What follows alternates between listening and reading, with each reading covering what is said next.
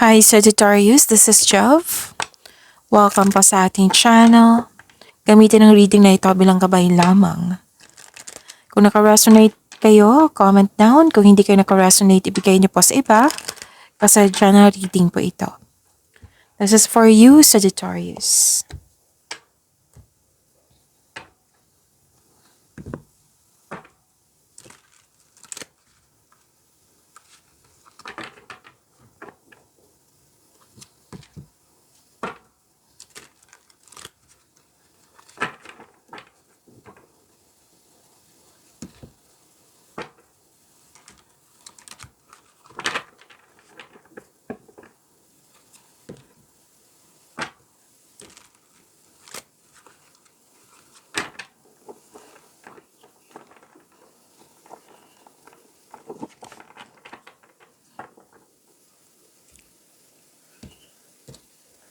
Para po ito sa iyo, Sagittarius.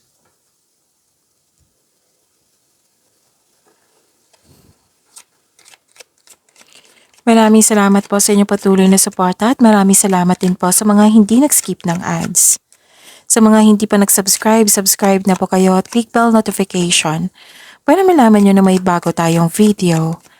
Para sa mga gusto magpa-reading, comment po kayo ng personal reading. Again, comment kayo ng personal reading and check my reply sa comment section. Mga ganap pa para kay Sagittarius, I need 3 cards po.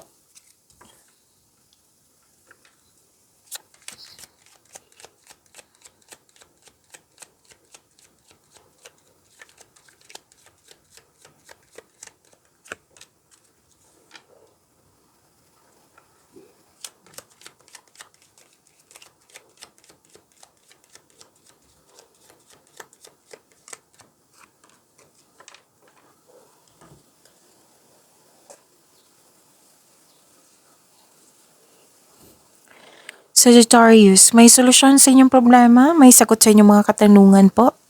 Claim niyo po, ang ganda nito. May new beginning din. May bagong simula sa proyekto, sa relasyon, sa connection sa isang tao. Kakasimula lang sa trabaho. May new beginning po dito. So, may concern kayo sa immature na tao? Or di kaya may humihingi ng time sa iyo, Sagittarius? Pwedeng inner child mo or literal na bata. Tapos nakikita ko rin dito na pwede nag-self-study kayo ngayon. Nagbabasa lang ng libro, nagbabasa dyan sa internet para may makuhang learnings or clarity. At may malalaman kayo sekreto sa araw na ito.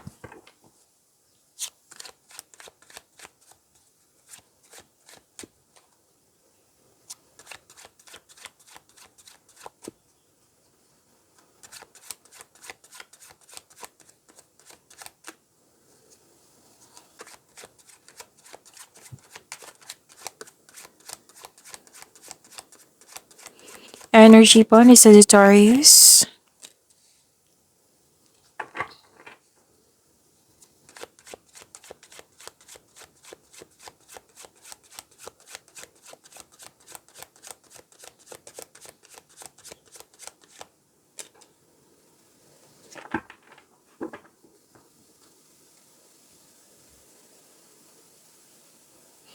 Kung may narinig kayo or may nakita kayong repeating message, yan po yung pinupush ng cards nyo po. Like for example, nanood kayo sa inyong weekly Gabay Tarot reading. Tapos may nakita kayo dito na repeating message. Yan po yung pinupush ng cards na kailangan yung bigyan ng atensyon, solusyon, at aksyon kung maaari po. So ano yung energy ni Sagittarius?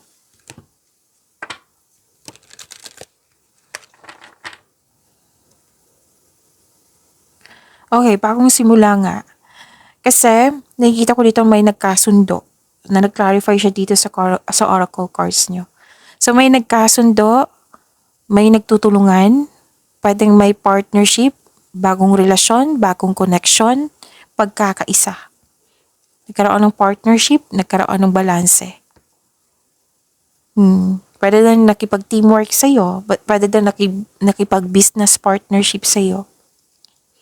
Kasosyo, ika nga. So, if this is about job opportunity or business partnership, kasosyo po. Sabi ng card dito, grab mo na itong opportunity na ito kasi may nakita kong financial growth. Growth pag level up. Basta samahan niyo po ng konkretong plano at sipagan sa araw-araw. Pwede din sa buhay pag-ibig to ha, nagkasundo.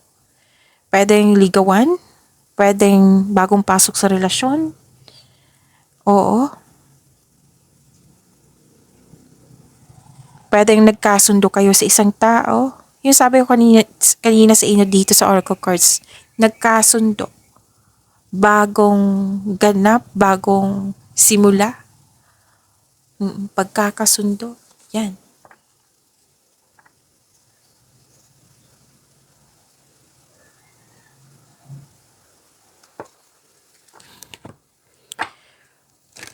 So nakita ko dito, nagkaroon po ng generosity kasi nakatanggap kayo ng blessings.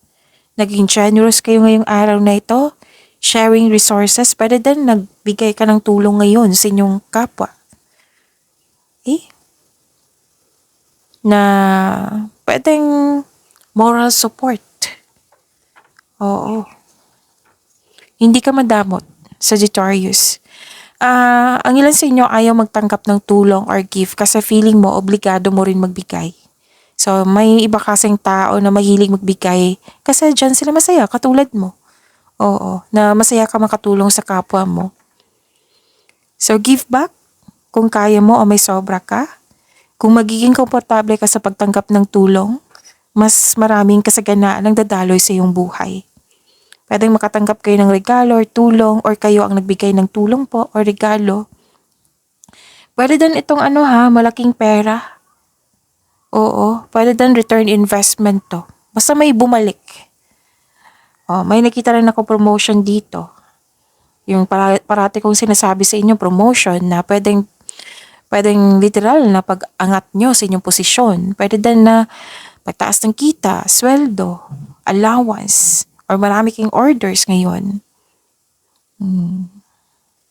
So may nakita rin ako dito nagdo-donate sa charity sa mga taong nangangailangan. Pwede din nabigay ka ng pre-loves clothes or gamit sa bahay. So this is very good. Ang ganda. So claim niyo po itong pagkakaisa na ito. Itong generosity.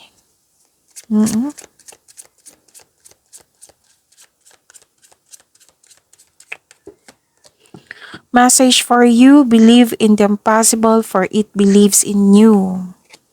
Okay, magtiwala po. Magtiwala po sa imposible, magtiwala po sa miracles, at magtiwala sa inyong sarili na magagawa mo, na ma-achieve mo.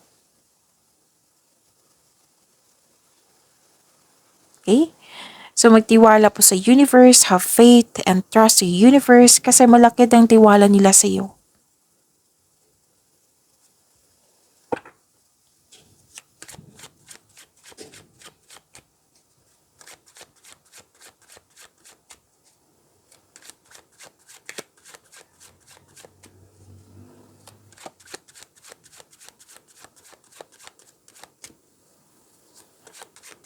Career and money po ni Sagittarius.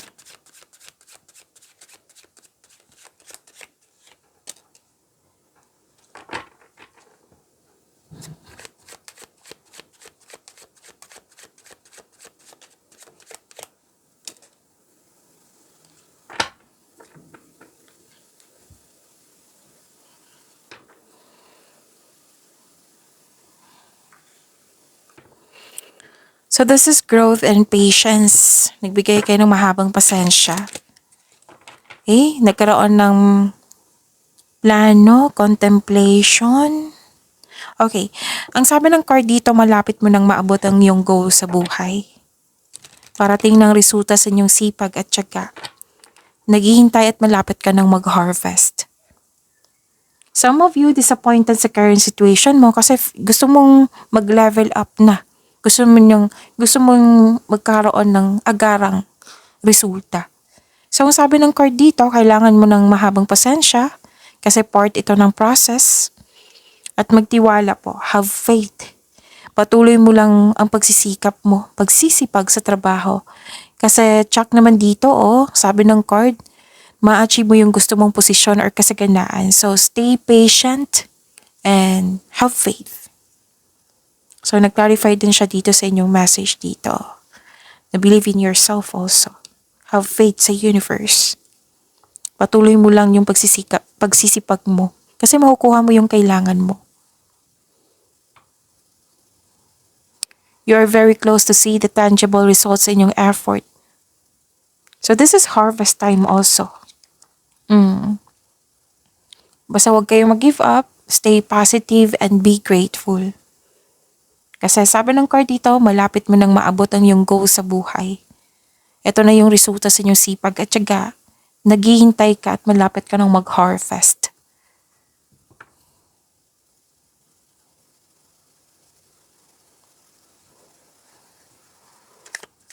So this is waiting time. Dalawang card na mismo nagsabi dito na waiting time, nagbigay ka ng pasensya. May sacrifice din ako nakikita dito, hesitation, suspension.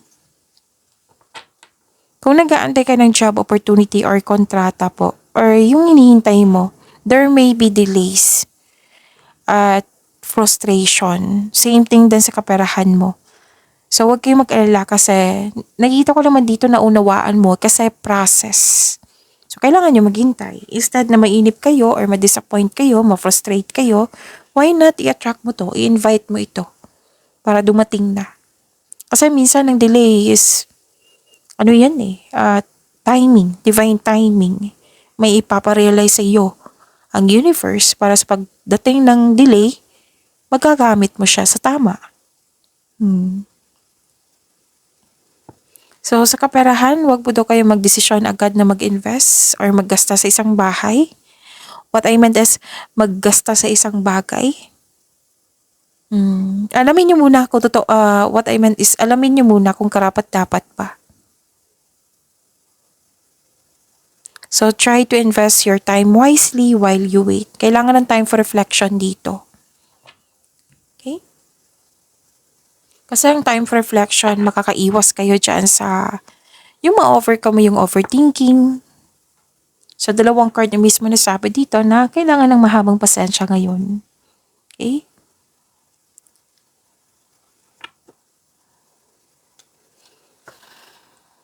Ano pa? Ang ilan sa inyo dito, nakita ko dito na nawala ng tiwala sa sarili. So, kailangan nyo magtiwala sa inyo sarili.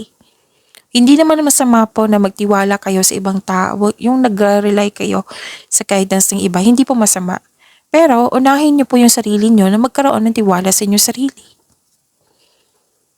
So kung nanginip kayo ngayon, have faith and yun nga, yung sabi ko sa inyo, positive affirmation. Instead na mainip kayo, mainis, positive affirmation na i-invite nyo yung positivity. Magiging successful ako. Yung darating na delay, divine timing to. So, kailangan kong intindihin yun. Positivity. Magiging magkakaroon ng financial stability. Itong binigay na opportunity. Kung pwede, recite mo dyan. Oo. Kasi you're inviting. So, sa mga naiinip dyan, habaan po ang pasensya ha.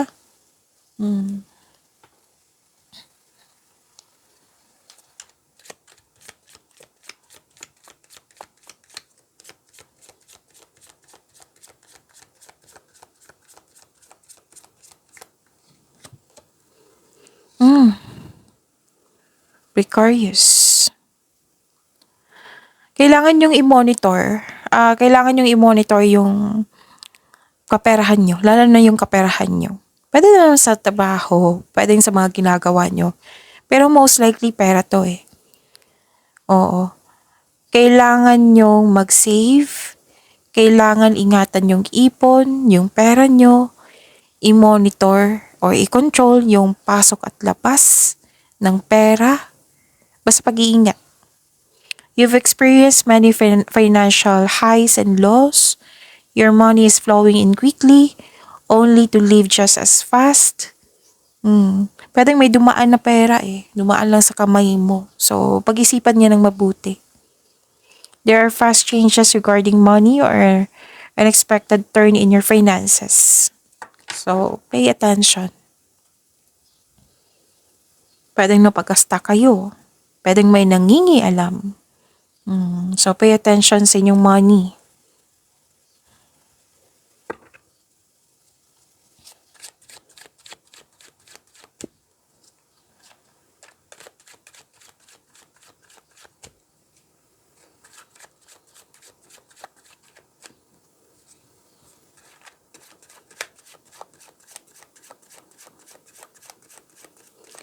Love life, self-love, partnership, and romance.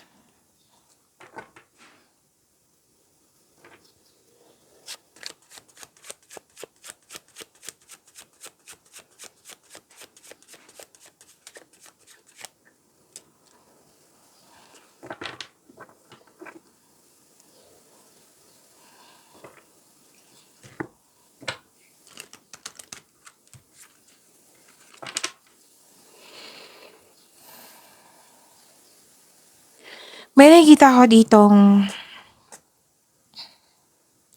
grief or sadness. May loss of connection sa isang tao. Pwedeng naalala mo to na nangyari sa nakaraan. Oo, na naalala nyo ngayon or mangyayari pa lang, sana'y malampasan nyo or sana'y maiwasan kung pwede. Pero sabi ng card dito, this is only temporary, lilipas din po ito. I-acknowledge mo lang yung pakiramdam mong sadness or disappointment para ma-express mo ito at ma-release. Kung maaari, kung kailangan iiyak mo kasi crying is a very healthy thing to do. It relieves stress, ease pain, and cleanses our soul. Don't worry, after nito, may parating na new direction. Okay, so may challenges na kailangan yung ma-overcome po. Kailangan yung i-process yung emotion na nakikita ko dito.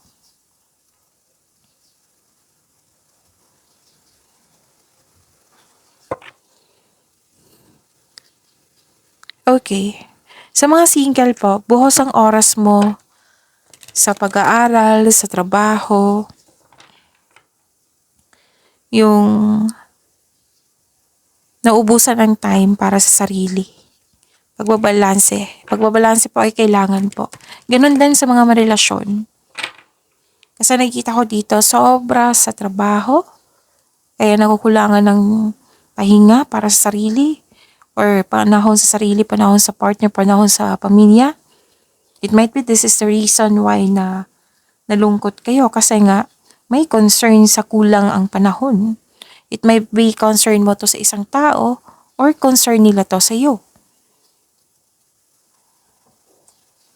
Kailangan ng tamang pag-manage dito. Pwede sa oras, tamang pag-manage sa oras or budget. Pwede. So, huwag kayong mag-alala kasi may nakita naman akong pagkakaisa dito. Magiging balansa din ito.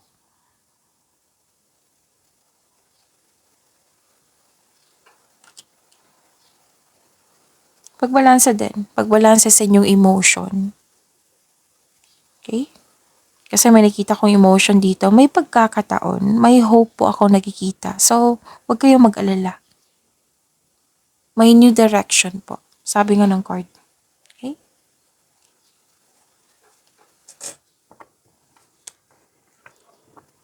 So, may humihingi ng time dito, diba? Andito rin. May humihingi ng time.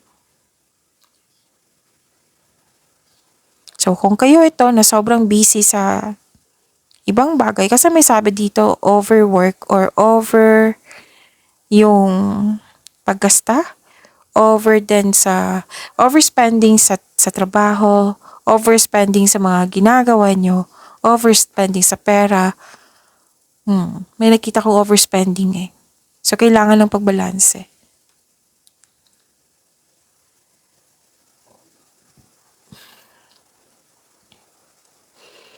So, lumabas nga dito yung concern sa sobrang busy. Again, pwedeng para sa'yo to or para sa kanya na concern mo.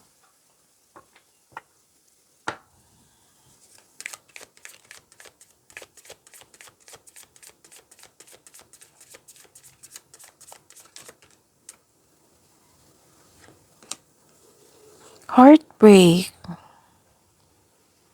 Okay, nag-clarify siya dito sa inyong tarot card. Yung lungkot dito. Yung lungkot dito. So, heartbreak is a part of the human experience. It will pass. Actually, sabi ng card dito, may matutunan ka sa mga pangyayaring ito.